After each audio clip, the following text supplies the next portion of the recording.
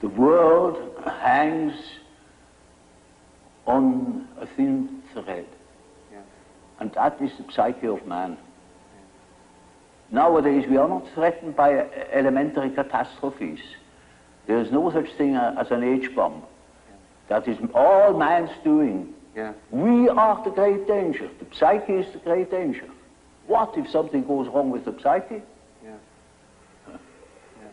See? And so you see, it is demonstrated to us in our days what the power of the psyche is of man, how important it is to know something about it, but we know nothing about it. Nobody would give credit to the idea that the psychical processes of the ordinary man have any importance whatever. One thinks, oh, he has just what he has in his head. It is all from his surroundings. He's taught such a thing, believes such a thing. And particularly if he's well housed and well fed, then he has no ideas at all. And that's the great mistake. Because he is just that as which he is born, and he is not born as tabula rasa, but as a reality. Yes. Jung had a vision at the end of his life of a catastrophe. It was a world catastrophe. I don't want to speak much about it. One of his daughters took notes and after his death gave it. And there's a drawing with a line going down, up and down, and underneath is the last 50 years of humanity.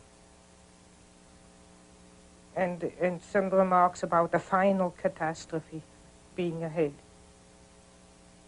But I have only those notes. Mm-hmm. What is your own feeling about it, the world situation? Well, one's whole feeling revolts against this idea. But since I have those notes in a drawer, I don't allow myself to be too optimistic. I think, well, we have always had wars and enormous catastrophes, and I have no more personal fear much about that. I mean, at my age, if you have anyhow soon to go, so or so, egocentrically spoken. But the beauty of all the life, to think that the billions and billions and billions of years of evolution to build up the plants and the animals and the whole beauty of nature, and that man would go out of sheer shadow foolishness and destroy it all. I mean, that all life might go from the planet. And we don't know. On Mars and Venus, there's no life. We don't know if there's any life experiment elsewhere in the galaxies. And we go and destroy this. I think it's so abominable. I try to pray that it may not happen, that a miracle happens. Do you find that young people that you see now are aware of that it's in their consciousness? Yes, it's partly in partly in their consciousness, and I think in a very dangerous way, namely in a way of giving up and running away into a fantasy world. You know, when you study science fiction, you see there's always the fantasy of escaping to some other planet and begin anew again, which means give up the battle on this earth. Look, consider it hopeless and give up.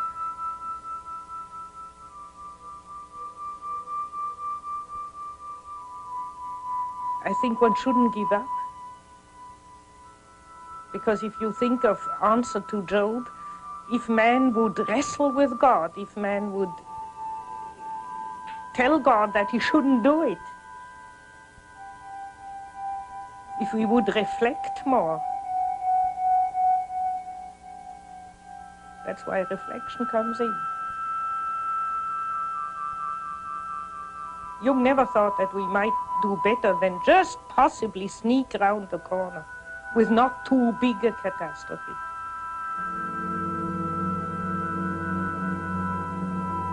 When I saw him last, he had also a vision while I was with him, but there he said, I see enormous stretches devastated, enormous stretches of the earth.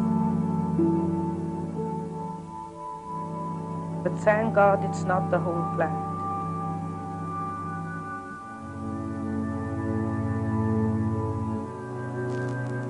I think that if not more people try to reflect and take back their projections and take the opposites within themselves, there will be a total destruction.